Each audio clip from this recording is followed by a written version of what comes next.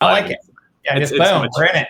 Yeah, easier that way. But like I was mentioning, like as we were like green rooming or just talking beforehand, I want to say like I definitely admire your journey when it comes to building your second software company. I think it's so cool that you found a problem in the marketplace. You actively said like, hey, there's too many tools out there. We want to do like a unifying software as a service, and we use it. And I'll tell you what, I was like, I do not want to have to write another check to Intercom. And then I found the chat button. I was like, oh, thank God. Oh, thank God.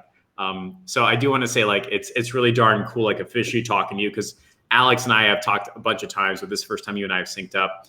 And I think the first time you and I talked, it was at Tampa or something like that, right? In Florida. Yeah, that's right. That's right. Yeah, it was pretty cool. But this interview is about you and your journey.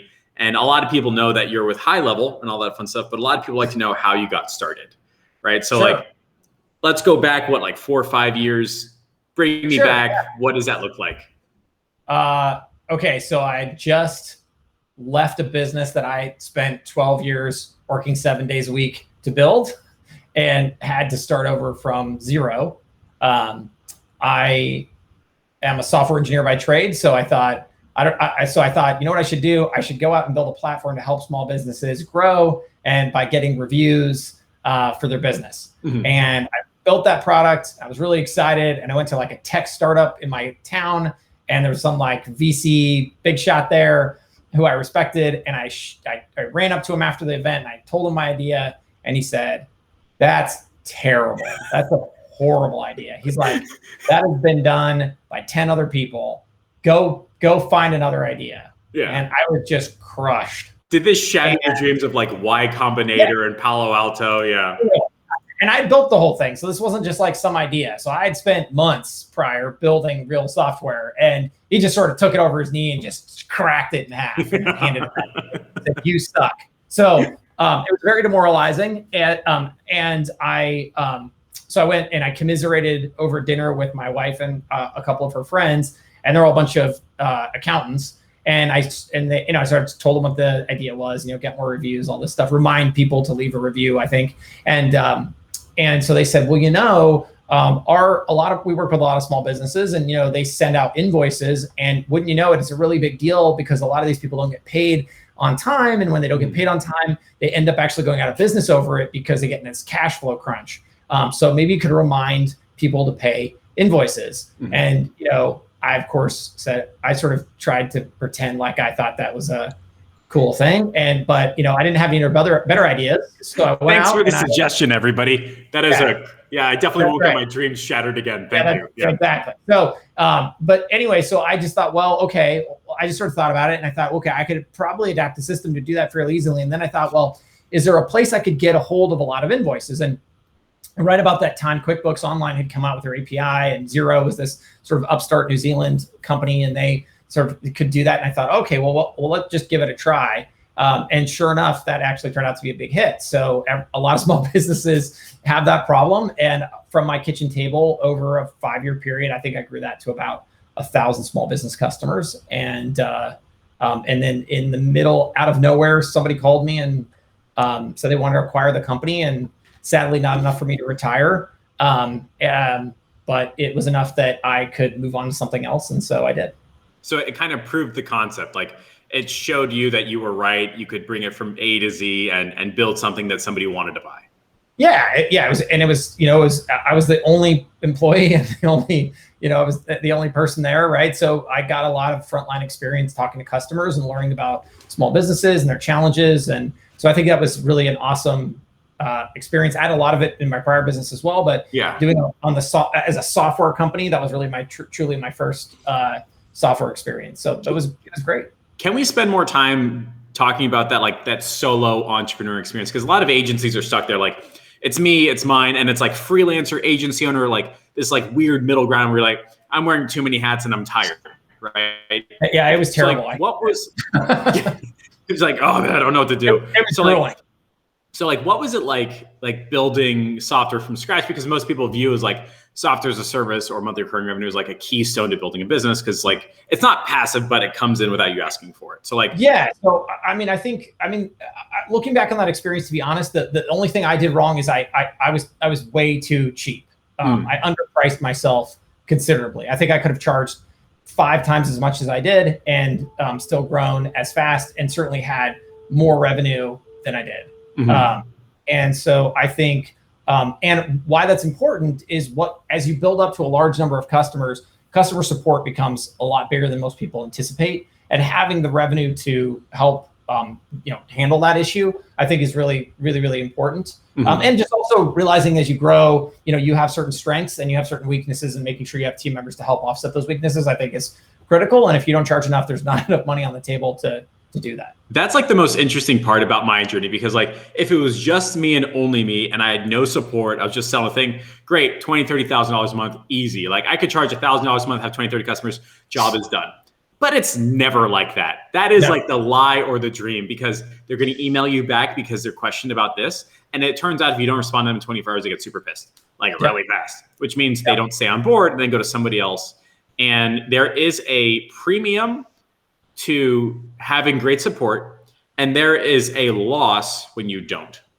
And when I look at my agency's emails, and I try not to, because every time I open up an email, I get sad. Every time. Me too. I have that same problem. Like there's no like, oh my God, I got an email. It's like adult and bills and mail. Like as a kid, you're like, oh, I got a piece of mail. And now it's like, oh my God. And it's always this like the client has this like problem that is a number one thing. And it's like exclamation points. You spend 30 seconds with them and they're totally fine.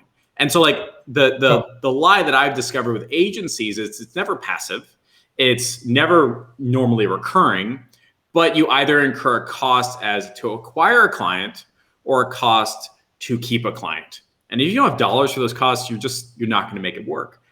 Yes. So let me ask you this. Was your first hire as a solopreneur, was it a customer service person? Did you never hire anybody, or what was it like? I hired anybody. It was just you. Yeah, which was my big, which was like total. Yeah. I feel so bad for your inbox. Yeah, oh my God. But to be honest though, that was just my mistake. Like that was just my learning curve. That was not an insurmountable issue. That was just me being stupid. And you make mistakes in life. But what was nice about it is it was truly recurring. It had a churn rate, and it had ARPU, and it had an LTV, and which are all these sassy terms, but it had lifetime value and average recurring monthly, and it flowed beautifully, just like a SaaS company should. If I simply just charged more like I should have, I could have hired someone, and I probably could have taken my foot off the gas. And it certainly got to the point where even as a single owner operator of that business, I could still take a week off technically, and the world would not end. So again, even with being the only person there, it wasn't the end of the world. And it was truly recurring. I didn't have to worry about, the ups and downs that I see a lot in agency life. That was not how that business worked. Did you have a strategy or a game plan to acquire clients and customers? Like, were you advertising? Did you refer? Like what made you go from 0 to 1,000 just from the growth and the revenue side? Was there like a specific thing that you did, or was it just? Yeah, very much so. One thing, in fact, it was all channel sales essentially. So, for me, I integrated with the QuickBooks apps market and the Xero apps market, and through the exposure of those apps markets, I was able to get 100% of my customers, give or take. So you hooked up with somebody who had like your dream client base and made it easy for those dream clients to come to you. Exactly. What's funny is like in the ask him, we call it like find your church. Like if you're selling crosses, find your church, right? And so it sounds like what you did is you found a problem that existed with a specific product or service that already was out there. And you're like, hey, you can solve this for an extra fee. And once you have customers that are already like dollar committed, it's very easy for them to get a little bit more committed, right? Correct. Yes. And that's the nice thing about software as a service, right? You bring them in it's a value ladder approach. It's pretty simple, but you bring them in with these features. And then once you kind of show them the value, you add a little more and add a little more. And each time you can charge a little more. So you get that incremental revenue, and it stays consistently recurring. Did you have any additional add-ons to your monthly recurring revenue, like one-time services or like upgrades or like what things along those lines? The only thing I was smart. Again, in a lot of this, this is like don't do as I, do as I say, not as I. All those learning moments, right? Yeah, right. I added. What I did do? I eventually added payments, which turned out to be a really big win for me. Initially, I sort of thought, well, why would anyone use my payments? Why not just use Stripe or Authorize.net or whatever it was? But it's funny, people really liked the all-in-one, just made it easy. And so just adding payments, even though they weren't even differentiated at any level, really, I got huge adoption. So I think I had 700 out of my 1,000 customers using my payments. And so that created a lot of incremental revenue as well. I really like that idea of like, you don't have to have the most amazing, mind-blowing, top-tier product or service as an add-on. It can be the same thing, just making it easier for somebody to buy. Like Publix doesn't run around town saying, I need the best bananas. They're like, here's some bananas, right? Yep. And so for an agency, like when you think of like other monthly recurring or single use services, you can just, as an example, like GMB, like here's a GMB service. Would you like to add this on? Done. Yep. Right. You can just send that to somebody else and make a margin. It doesn't have to be that. Yeah. I think it's also a price point too. I mean, I think that, I think a lot of people mistake this idea of, oh, you know what I need to do? I need to think of the absolute rock star, knock it out of the park approach that I can take to solve this problem. And unfortunately, while that solution may be grand in nature, it tends to be the price tag is also grand in nature, right? Yeah. So it's sort of like, oh, you know what? I'm going to give them the Mercedes-Benz of solutions for this problem, but they don't want to pay the price. And if you just instead gave them the Toyota Corolla version, they would buy and they would consistently buy and they would do it every month and be really happy with it, even though in your mind, oh, they're missing out on like 60% of what could be. They don't really care because it's something that's affordable. I love that so much. Like we, as people that are trying to grow a business, we're often our own worst enemy in terms of expectations, pricing, and things like that, because we're looking at everybody else. That's our lens, right? But that guy is better and that guy is better. And honestly, like you aren't looking at 18, 19, 20 different cars saying, I need the absolute best. You're like, honestly, I just need to get a point from A to B. That's it, right? And it's the same way with what you're saying is the same way with our own clients and our own customers. They don't need the top tier, most amazingest thing. They just need their problem solved, end of discussion. That's right. And it's not emotional. I think agencies are very emotional about it, right? They're the craftspeople of the vocation. And so they really, I'm sure dentists do it too, right? They get all nerdy about, what type of drill they're going to buy and what type of filling. But, as a consumer of that service, like you just hope that they are choosing a good version, but you don't really care. You just sort of leave that over to them. And again, you just want the darn problem solved. You don't necessarily care. Is that the Mercedes of drills right there you're using, sir? Oh, it's not. Well, forget that. I'm out of here. It's not how it works. And I think, but from their perspective, I'm certain it's very important. So I think as agencies, you got to realize your clients sadly just don't see it that way because they're not as interested. They just want the problem solved. It's so interesting because I've never actually made a purchasing decision going, but is this the best ever? Like, I don't care what plumber, I don't care what carpenter, I don't care what car wash. I've never gone, is this the best? I say, is this going to work? Fine, here's money, right?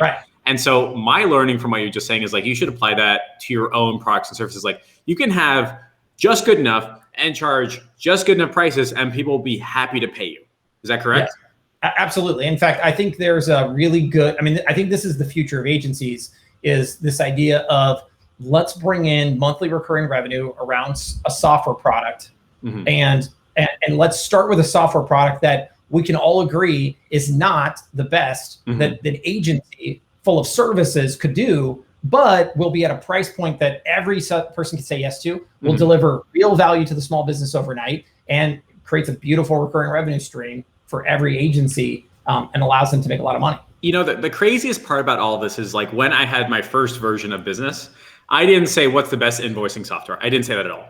When I signed up for your software as a service, I didn't say, but is it better than Salesforce? I didn't say that at all, right? That was never part of my brain. I'm sure there are agency owners that would expect it as such, but that is 100% not the case. Yes. So now that we talked about this, like you sold your business, you got a check and you're like, okay, it's possible. Definitely not enough to like retire on $10 million. I'm like, but it's possible, right? So how did you transition from that first of your business journey to where you are now? So I knew already that what I didn't like about my last business is it was very horizontal. So I did one thing for lots and lots and lots of people, but I couldn't go deeper with any of them. And that really frustrated me. As I'm a software engineer, I'm a creator, so I want to do more for people. And so it was like, all right, I need to do a vertical. So then the very next vertical. So not a tool, but an industry. Correct. And because I also have a big theory. I mean, I've been in the software as a service business forever. I believe that the days of generic products are waning, and in the future, everyone will, by and large, choose a verticalized solution for them. I think it matches very well with the offline world. I think there's very good reasons why it didn't happen initially. I think it's mostly because the population of the internet was, you had a few lawyers and a few doctors and a few dentists and a few artists. And if you were going to make a product, you had to go wide. Mm-hmm. But in the future, I think if you're a solar person, you're going to get a solar CRM. You're not going to get a Zoho or a Salesforce, because the people who bring those products to market will be able to just sort of slim them down to what you need out of the gate. The language will match, the processes will match, all that stuff. So anyways, I think it's a vertical SaaS world outside of a couple of standouts that are enterprise class, because they're going to work with Ford or something, right? Is that why you've got like software as a service, or any like massive agency always has like industries that we serve and think all the way down, right? Well, I mean, that's an agency thing, right? So that's in my opinion, that's a whole nother topic area. That's the whole, like, you should niche out and all of that. And I think I think we could talk about, depending on the size of agency and what you do and all of that, I think there's different strategies. In some cases, I think that's really brilliant. And in some cases, I think that's really foolish. So, but gotcha. I think that is an agency thing, not a software thing. I think software, it actually is verticalized software. And I think, again, in software, to be like, look, are you going enterprise? Because if you're going enterprise or big business, go wide, right? Because you can find somebody in a department whose whole world revolves around that one thing, and you can sell it to them at an obscene amount of money every month. It's just going to take you a year and a half to get the sale, right? But if you're going to go after small business, you really should focus, because that's how you can crowd out the competition. Gotcha. And again, it can be true with agencies. I just think you gotta do it right. Gotcha. So you sold the business. You're like, hey, I really want to go deep vertical. That's very creative and useful and empowering for me. What happened after that?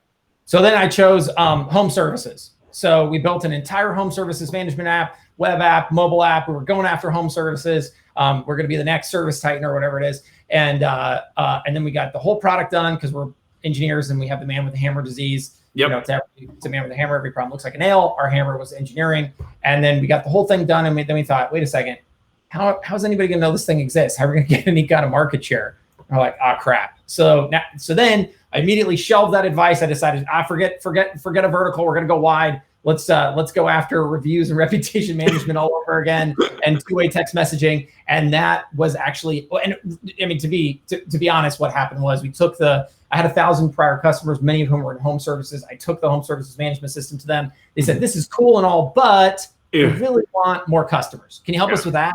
And so that's kind of how we got to that. And then we sold it to about 30 people, kind of the reputation management texting thing. And they said they loved it. And then 2 weeks later, they all called back and canceled. And I said, what the heck? You said you loved it. And they said, we do love it, but we don't have time to get it set up. We just can't take away from what we're doing enough to make this happen. I said, it's going to grow your business and make you more money. And they said, yes, but we just don't have time. And I was like, crap. So in that moment, I got a phone call from a marketing agency who said, hey, listen, I heard that you're working with our customer. I'd love to get on the phone with you and kind of go see what the heck you're doing for our customer.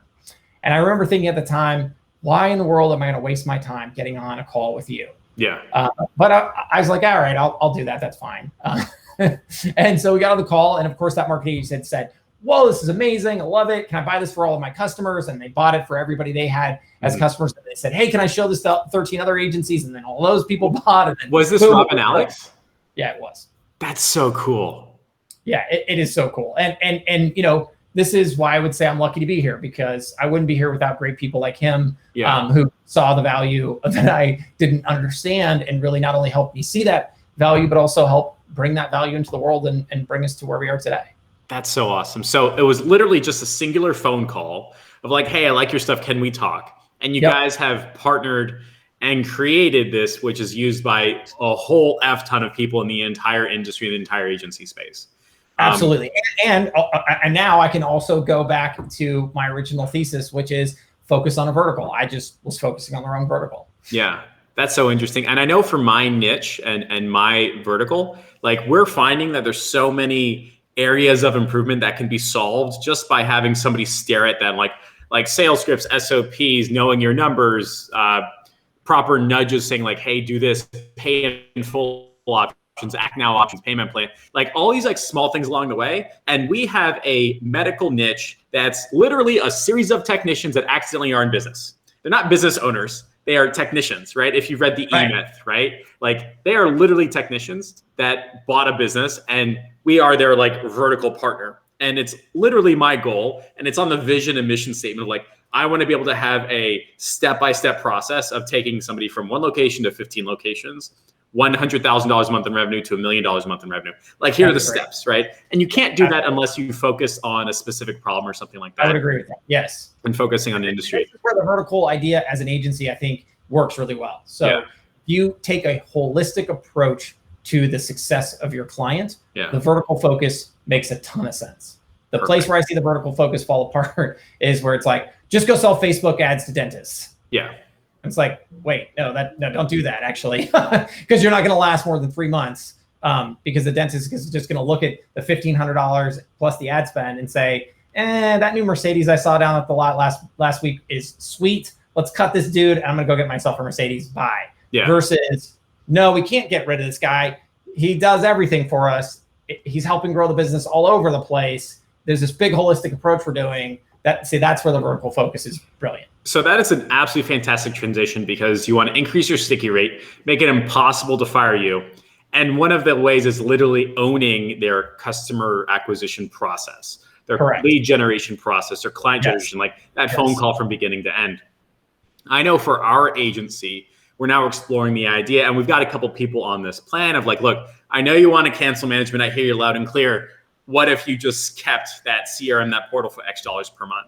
And there are other people that do that with like Google My Business or website hosting. Like, there's always a downseller, like, just stick around. Even ClickFunnels has like a $9 a month stick around thing, right? So like, I think that's massively powerful. And what we're going to do is now we're going to transition into the bullet points. And one of the bullet points that I wrote up without actually asking you at all whatsoever, right, was one of the 3 ways. Thank you, by the way. Yeah, great. Yeah, like, hey, surprise, right? So one of the bullet points that I wrote down was the 3 easiest not ways to increase one-time agency revenue. Not recurring, but one time.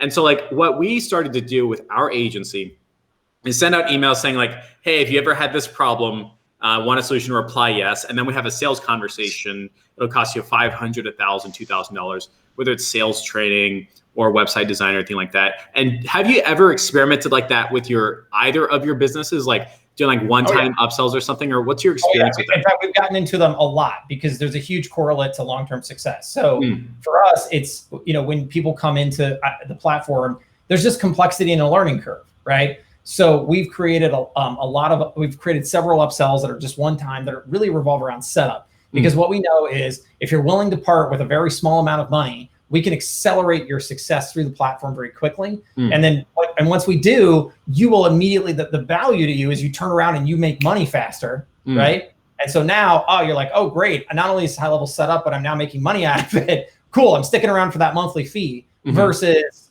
the 14-day free trial goes by, you're still in the middle of the videos, you get hit with that first charge, you're like, oh no, what do I do?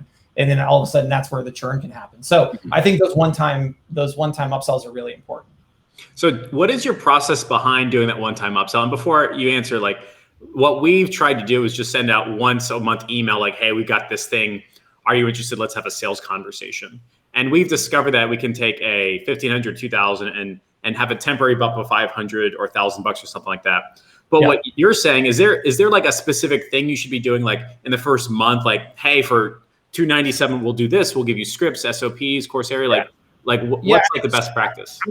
Okay, so we're still early on in this journey and we're learning. But one of the things we try to do is so funny. So we could see early on that the people that would just even talk to us, like get on the phone with us, even if we didn't for free, their stick rate was much higher. So we're like, I know what we'll do. We'll give a free onboarding session to everybody who signs up. So people would come to the software, would put up a calendar, we'd say, all right, Jeff, choose your time. And people would be like, get rid of that, like, move, right? They would like, they would book a call and not show up. And then we had a skip button, and we added the skip button. People would skip, because we realized that, pre-framing that expectation, like, oh, this is software, I can figure this out. So what we found so far, and this is where we're at today, is we let you in, you get in, you start to cut your teeth, you realize, oh wait, this is actually a big system with lots of complexities. And then we come in behind and we're emailing the heck out of you and text you and stuff and saying like, hey, I'm Morgan, I'm your customer success person. I'd love to get a 15-minute chat in with you. And at that point, because you've sort of taken that minute or that time to try to do it yourself and realize that it's harder than it looks, now you're willing to sort of open up and maybe come in and let us do something for $297 to set up your first account. and get you on the road. So that's sort of how we've approached it. But, you know, we still have a lot to learn there ourselves. So that means that if my business, let's just say is an agency, like let's say we have a setup call, something like that, great, fine, perfect. Either they take it or they don't, but we can make it mandatory and they delay. And we've seen some campaigns take up to like 2 months to get up and running. We're too busy. I'm like, yeah, well, why'd you sign up for growth? You know what I mean? Right. Whatever, right? But what I'm hearing from you is like, let people go in. And if you've got a done with you program, like a 90-day for 5K, 10K, let them go and have a good time. And then like 4 or 5 days later, send them an email saying like, hey, it looks like you're cutting your teeth. Would you like a personal one-on-one onboarding session? Totally. Does that mean that the customer feels like they're taken care of? Like, is that the end result? I think so. I think it's a situation where if you already get it and you're doing great and you don't need the help, you're like, oh, isn't that nice that they're checking in? Mm-hmm. Or if you're just drowning out there, it's all of a sudden like someone's just throwing a life preserver out and saying, oh, don't worry, we're here to help you. Mm-hmm. And, you know, we do this almost out of the gate, like almost the day you sign up or the day after, you're going to get a message from us just to let you know that, hey, look, we're over here if you need anything. And translating this into the agency space, the way I've seen this work is, you know, people will put up these membership programs like learn how to market your plumbing business, right? Mm-hmm. For the low price of $297. And I think it's such a genius idea because the reality is the plumber comes in, they think they can do it themselves. They buy the $297 and then they just start drowning in the content. And as long as you're messaging, hey, look, you know, if you need help, let us know, right? That's the perfect opportunity to make that upsell because now you've given them what they wanted, which is that validation that, you know, they can do it themselves. They've tried it, realized it's harder than it looks, you know, on the YouTube video. And now they're willing to be open about, you know, doing something different. And now they value paying you $297 to set everything up inside their ads manager, or they value $597 for a one-on-one auditing call with their front desk or their staff and reviewing the scripts. Oh, yes, it builds a lot of trust. I really like that idea. Like for everybody who's just tuning in, like my learning from what you just said is like, if you sell a done with you or a course or coaching program, let them dive in, have a good time. You know, you're going to struggle bust your way. You signed up for it. It's harder than you look. But 3 or 4 days in, be like, hey, it looks like you're having trouble with this. Would you like to do a one-on-one onboarding call for X dollars? And the take rate is probably a lot higher and they'll be happier because you're saving them, right? That's right. Absolutely. That's really cool. Do you have any other like little smart clips or something like that? Because that just moved my needle really darn fast. Like, is there anything else that you think they could do to I think it's a value ladder approach. I also think that the biggest shift though, in my opinion, is that whole strategy drives to the heart of the sales piece. You know, my big push for this year is all going to be about also driving the software piece. I think this is a big part of every small business is adding software tools that are going to help them increase their business. And I think it's the agency's role to bring those software pieces into that business instead of relying on software companies to do it, precisely for the same reason. Because again, it's the same concept. It's say, hey, you know what? Here's a piece of software that does two-way text messaging, reputation management, web chat, you know, Google My Business Messages. Put it on your, you know, put it in your organization for $297 a month, and you'll get free leads right away. And everyone can say yes to that. Mm-hmm. It builds a ton of trust. It creates recurring revenue for the agency, and then it opens the door to the next piece, which is, oh, you know what? I need a new website, or you know what? I really I'm now thinking about running Facebook ads. You know anybody who can help me, right? But it's not the membership where it's a one-time sort of deal. It's recurring software and it's real, it's tangible, it's a tool. Mm-hmm. So I think it's actually kind of the next level up from that first concept. So that means like, let's say I get somebody into my world and they paid a fee. Cool. I should stop viewing that as trying to keep them, but more like, hey, are there any other opportunities or problems I can solve in exchange for money? Like they're already here in the restaurant. Did you want dessert kind of thing? That's right. Right? That's right. So if I have one of my clients that's paying me money, cool. I'm doing lead gen, $1,500 a month. Let's add some normal stuff. I could literally have a conversation like saying, hey, Mr. Johnson, look, if you're getting anywhere between 5 and 10 visitors on your website, do you think having the opportunity to text your front desk and chat with you live would increase the number of conversions or at least get people more interested? I can install that for you. There's a monthly recurring fee, and then they'll push directly into your CRM, which you already understand. Is that the right way to think about this? I mean, I think that's the positive way to pitch it. I think that, I sort of look at it in two ways. So one, loss aversion. Hey, did you realize that every single day you have people come to your website and you're losing them? Loss aversion. Oh, that hurts so much. Like the pain of losing is always better than the happiness of gaining every time. I mean, it's sad, right? I hate it. I hate that that's true, but it is true. And I think, but I also think it's, I mean, not only is loss aversion true, but I also think the statement is true. And the way I actually think about this, and this is sort of my like pitch to agencies is, go out and look at a company like Podium. Okay. Go to podium.com. It's $100 million software business you've never heard of. They sell to single location businesses, tire shops, mom and pop, all mom and pop businesses. It's a $400 a month recurring revenue product. It's sold on an annual basis only, and they have a 2% monthly churn rate. They almost never lose a customer. Wow. So what is it that they do that's so amazing as to have this great business? Well, they do reputation management, two-way text messaging, and web chat. That's it. And the reason why is simple. I've seen this time and time again. You put that silly chat widget on any website, and 3 times a day, someone's going to write in and say, hey, do you do this? Hey, can I schedule here? Hey, if I pay you this, can you do that? It's free leads, it's free money, it's free business. And now it's at a price point that every small business owner can say yes to. Yeah. And it creates recurring revenue. And so to me, that's the name of the game going forward for every agency on the planet. So I could literally send an email to my list saying, hey, it looks like you're getting 3 to 5 people a day visiting your website, and you are losing them. Would you like to solve this problem? Something like that, right? Do you want to stop losing business every day? Who would say no to that? Who would say no to that? Do you want to stop losing customers who come to your website every day and don't transact? And do you want to do so without any ad spend, no Facebook ads, no complexity? In fact, tell you what, I can just do it all for you, no problem. Yeah. I'm going to waive our $4.99 a month, $4.99 setup fee just to get it in there. I'm going to give you 5 days worth of free, and then after that, it's $97. Well, and that's the other thing. It's super cheap. You can even say, yeah, hey, how about this? You don't believe in that's cool. Let's just put it on your website for a week and see what happens. They get 1 or 2, and they're like, fine, keep it. Well, and this is exactly why Podium has $100 million in revenue, and they're not alone. There are several other companies like this.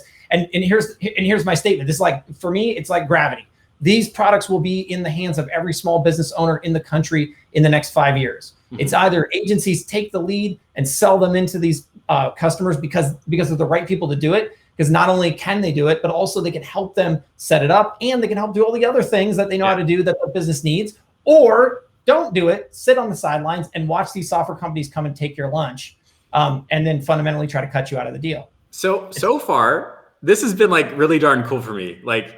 Like Shaun, you don't understand. Like my brain's going, oh, I could do that. Oh, I could do that. Oh, I could do that. Because so far we've talked about not just your journey, which is the normal like entrepreneur ups and downs, and you got to recognize like it's going to be like this. It's never like, oh, I woke up and I was Steve Jobs and doing $100 billion a month. No, not gonna happen, right? But like you mentioned, like, look, you get people into the world, you can get them in for low recurring, and sticky rate is one conversation, but upsells is a better conversation. And what I really like about that is, if you're just charging them one fee, it's easy to cancel. But if you're charging them multiple fees for multiple services, it's like cable. Like, it's really hard to fucking cancel that, right? Yeah, or the bank. It's like you get a checking account, and a credit card, and a home loan, and a car loan, and a school loan, and then you see that stupid billboard that says, "Come open a new account, move over here, get an iPad." Good luck. You're not getting that iPad because you're not moving over. You can't move. You can't leave. That's good. It's Hotel California, right? And we haven't even talked about the valuation conversation. So at some point, some people might want to sell their agencies. And you go to sell your agency and you're like, okay, well, here's what happens. I sell for $1,500 plus ad spend, and they hang around for about sort of this kind of thing, and they move around here, and then you got to go out and get more of these guys. That valuation discussion, I'll tell you, compared to the valuation discussion of, well, I have this amount of recurring revenue, it's growing at this amount, this rate every month, I have this churn rate, I have this ARPU, I have this LTV. There's a reason why software companies get these massive valuations and massive investments. Mm-hmm. People want to buy recurring cash flows. They don't want to buy janky, moving up and down, moving around cash flows that just aren't recurring and aren't consistent. And that, in general, is what agency services become. Yeah.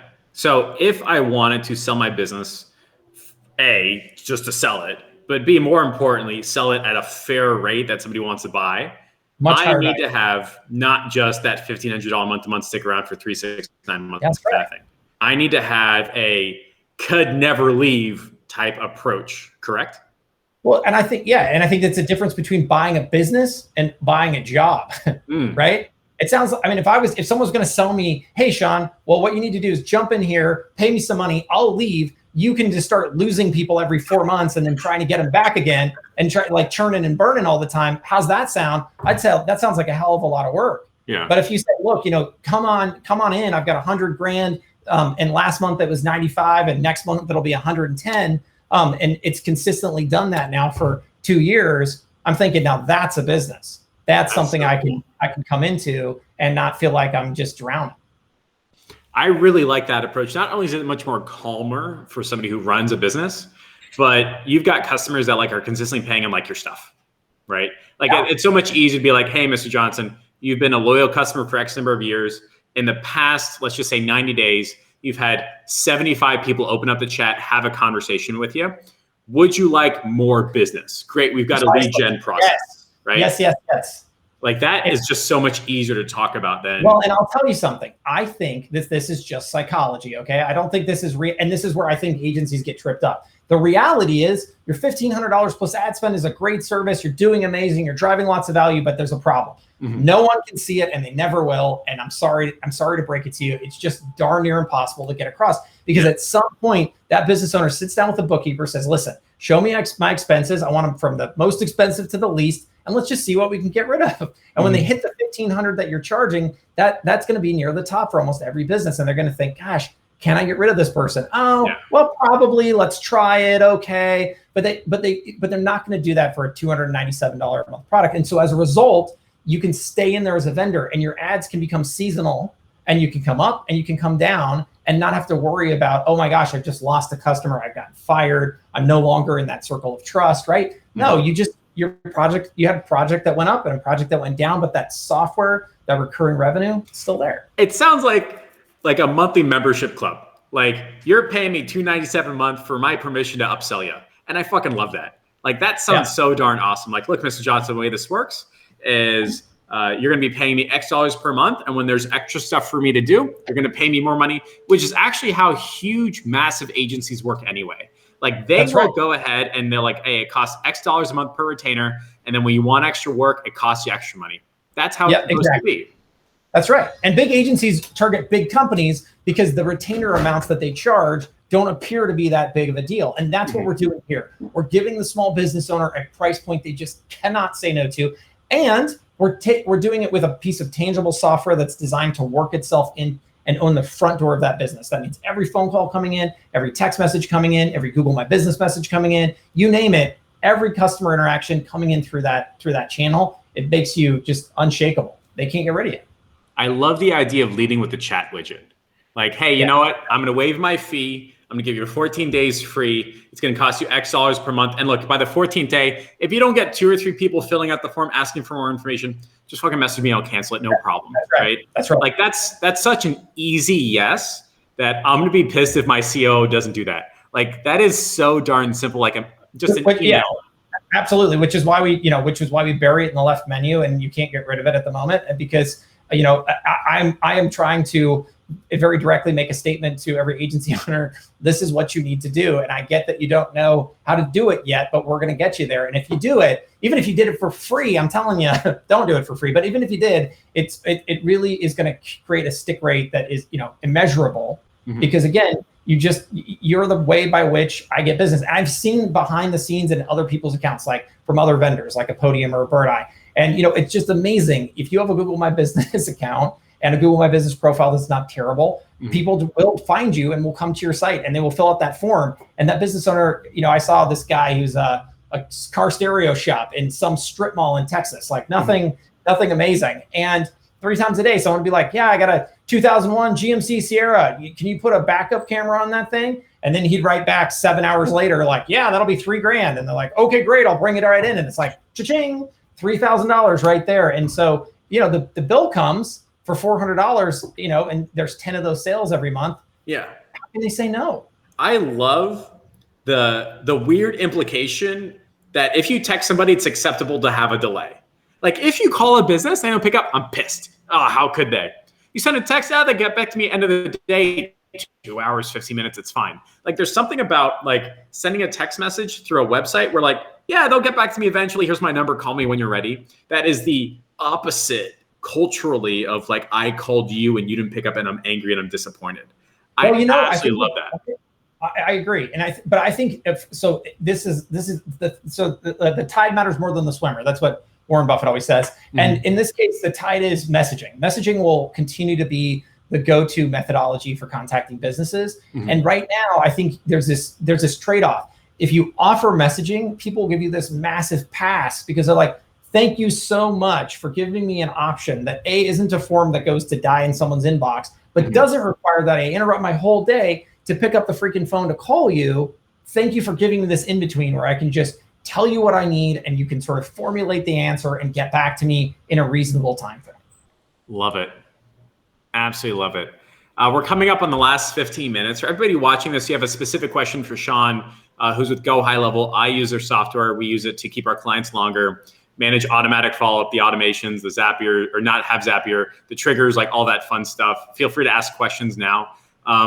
I wanted to ask, would you be interested and be okay with like a couple 15-minute like group call with 3 people that are watching this? They ask you like questions intimately and things like that. Is that okay? Absolutely. I mean, if anybody who knows us and me, I mean, we're incredibly open. I mean, we're on a mission to help agencies thrive and grow. Mm-hmm. And I truly believe agencies are the right way to help every small business. And so it's really important to me to get this message out because I can see the Podiums, the Bird Eyes, the Thrives, you name it of the world sort of trying to ebb in and edge into the agency space. Mm-hmm. And I think it's a huge mistake because I think what happens is they sell their little product that they have and that's it. They're done. They're leaving. They're out. Mm-hmm. And it leaves that small business high and dry because they need all these other things and agencies are the solution to that. So I think it's time for the agency to take charge and own that front door. So for everybody watching this live, if you hashtag ShaunMyFace, and would like a 15-minute one-on-one or group call to talk about how to get in with local businesses, the chat widget strategy, or just general high-level stuff about software as a service, recurring, whatever you want to talk about, just hashtag ShaunMyFace. I'll pick 3 people, personally intro you, and Shaun will set up a group call, and you can ask whatever you'd like. I think the chat widget strategy is damn cool, Shaun. I will be doing that immediately. That's like a very easy yes, and I love easy yeses. Like those just stick around forever. So we got a couple of questions. Yes. Michael Rosenberg says, Shaun, I thought I was going to stop using it. And then you reached out to me personally and it was a different Michael Rosenberg. Okay. I don't know what that means, but there you go. I'm just happy I did. Cool. Howard says, any plans to expand into messaging on social like IG, LinkedIn, Twitter, things like that? Yeah, absolutely. So we're pending. So IG right now is a beta product. We're waiting for Facebook to approve us.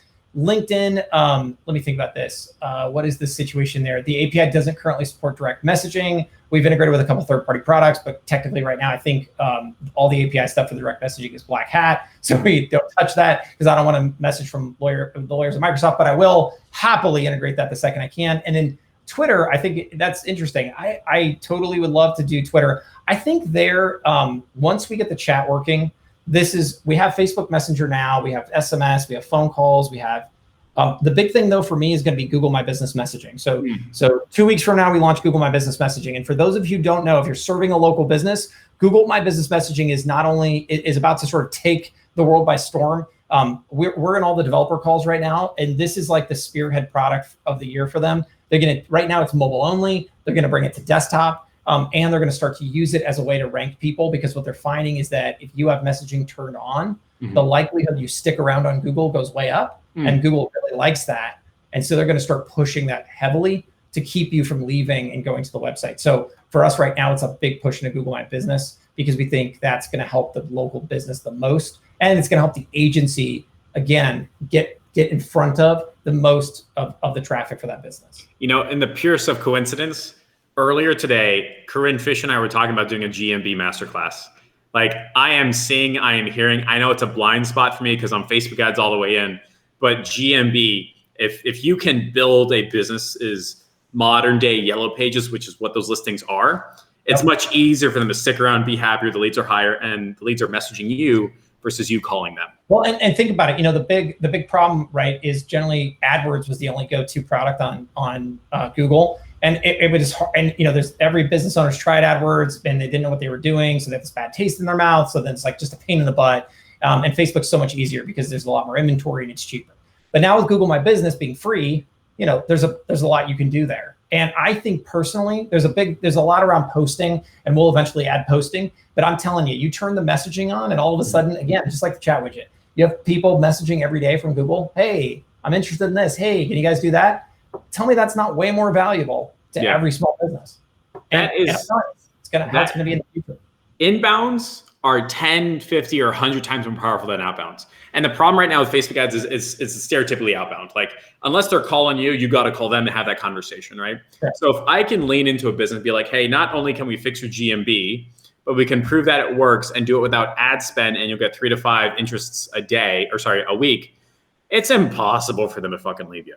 Impossible. And the phone piece, we're also taking this over too. So there's a trick, and the bigger agencies do this all the time. You can take a call tracking number and put it in for the main number, take the business number, the number that's all over the internet, all their business cards and all that, and move it to the secondary position in GMB, and you'll lose no ranking. So there'll be no negative effect. But now you can actually track all of the calls, and using high level, of course, you can do missed call text back. So if I call the plumber doesn't pick up because they don't all the time. Beautiful. You can automatically text them back and turn it into a conversation. And so we're automating all of that through the platform.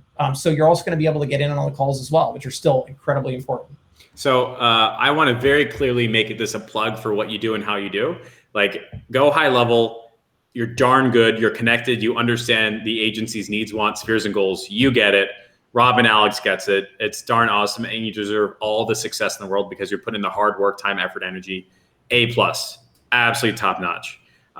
We've got a couple people watching this live. Again, hashtag Shaun my face at the end of today. I'll do the one-on-ones and stuff like that. Shaun, absolute pleasure. Is there anything else you'd like to bring up? Any last questions, comments, concerns, takeaways, anything like that?